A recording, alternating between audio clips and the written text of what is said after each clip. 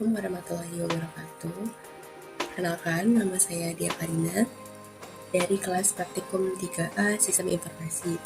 Di kesempatan kali ini, saya akan menjelaskan ataupun memberikan tutorial terkait flowchart menggunakan Visio. Selamat menonton. Nah, ini kita bikin tabelnya dulu. Itu tabelnya ada di icon slimline yang kita bilang vertikal dari cross-functional flowchart shapes. Kita bikin 6 tabel, itu karena kita butuh 6 function. Nah, ini kita atur sendiri kayak ukur-ukurannya. Kalau udah kita masukin judulnya. Judul itu penjualan tunai, terus lanjut ke bagian 1 itu customer, yang kedua itu bagian penjualan, yang ketiga itu bagian gudang, lanjut yang keempat itu bagian pengiriman, yang kelima bagian keuangan, yang terakhir yang keenam itu pimpinan. Udah, kita awali flowchartnya dengan terminal atau start, lanjut ke prosesnya, terus inputnya atau output ya ini, terus lanjut ke konektor yang masih satu halaman, terus kasih input, proses, dan outputnya. Udah, kita kasih konektor lagi, dan jangan lupa tambahin text annotation di bagian input yang itu. Oke, kita isi yang pertama itu start, yang kedua itu memesan barang, prosesnya memesan barang, outputnya daftar pesanan, lanjut itu konektor F. Di konektor F itu ada input surat jalan, prosesnya melakukan pembayaran, outputnya itu data pembayaran. Nah, ini masuk ke konektor G. Udah customer, kita lanjut ke bagian penjualan. Ini masih kita atur dulu bentar. Nah, kalau udah lanjut ke konektornya jangan lupa atur alurnya, dipasang-pasangin sesuai alur. Lanjut ke bagian penjualan, itu ada input dari data pesanan, terus kita copy paste aja dari samping karena masih sama icon-iconnya.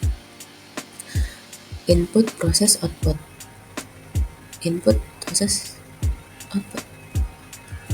Ini proses, terus menghasilkan dokumen-dokumen berganda ya, multi dokumen, terus tambahin konektor, lanjut kasih segitiga ke bawah, itu artinya penyimpanannya manual. Nah, kalau udah lanjut ke input yang baru, yaitu masih belum ya, nanti kita masukin teksnya di akhir. Udah ke proses, terus habis proses outputnya udah kasih konektor, jangan lupa tambahin text annotation di bagian output. Nah, ini kalau udah kita masukin konektornya dulu, kita sambung-sambungin ke bawah. Nah, ini dari data pesanan dari customer ke bagian penjualan, terus turun ke bawah, terus turun dari sini ke situ, dari situ ke sini. Kayak bisa kalian lihat aja sendiri di sini. Nah, itu terakhir misah ya, karena memang alurnya terpisah. Ini masih di bagian yang sama. Nah, lanjut kita masukin teksnya. Dari data pesanan itu menghasilkan proses, yaitu membuat surat permintaan barang. Nah, outputnya itu surat permintaan barang. Lanjut, ada input dari data persediaan barang yang dipesan. Prosesnya itu membuat surat order penjualan. Nah, ini misalkan multi dokumen, itu ada SOP 1, SOP 2, SOP 3, dan SOP 4. Jangan lupa konektor S1 itu A dan SOP 2 itu B. Ini masuk ke penyimpanan manual. Lanjut ke input kwitansi yang telah ditandatangani, itu prosesnya membuat surat jalan. Terus outputnya itu menghasilkan surat jalan. Nah, text annotation-nya bersama kwitansi dan konektornya C. Lanjut ke bagian gudang itu sama input, proses, output. Input lagi, proses lagi, dan output, terus konektor juga jangan lupa. Dan ini ada data yang terkomputerisasi.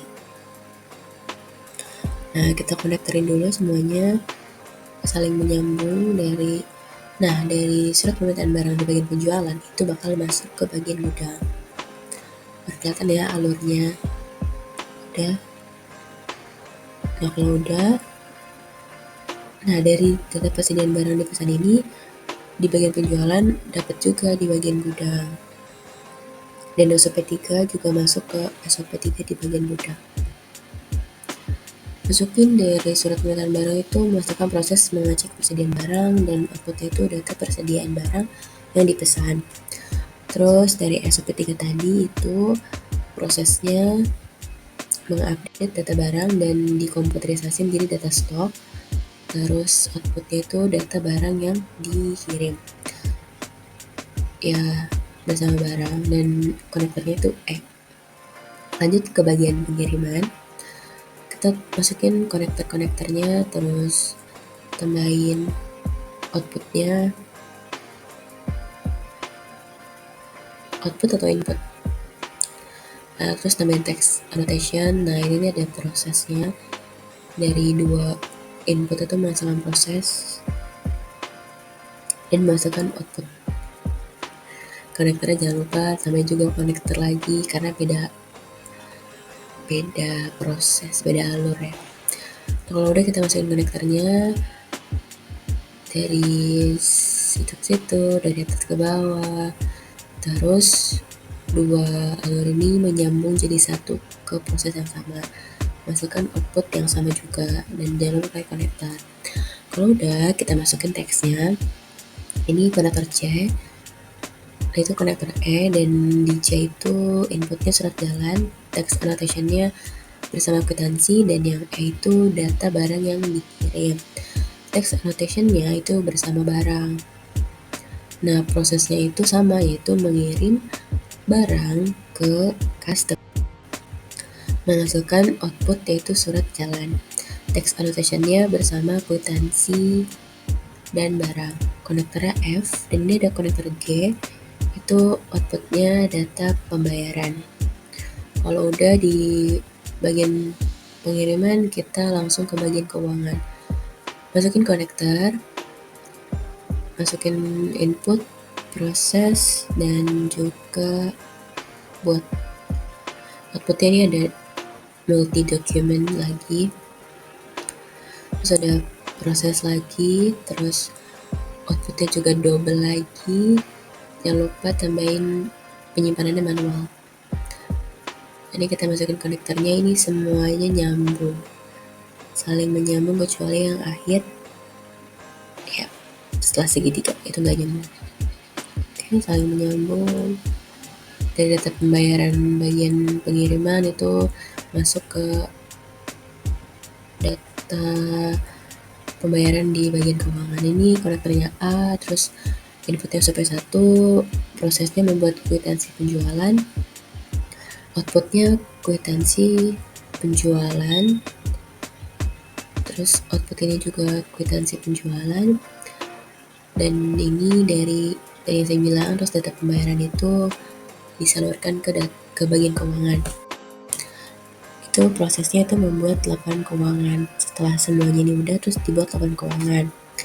Nah, output itu laporan keuangan 1 dan laporan keuangan 2 disimpan secara manual di lemari atau penomoran nomor 3 aja. Terus yang ini kwitansi yang telah ditandatangani. Udah, jangan lupa.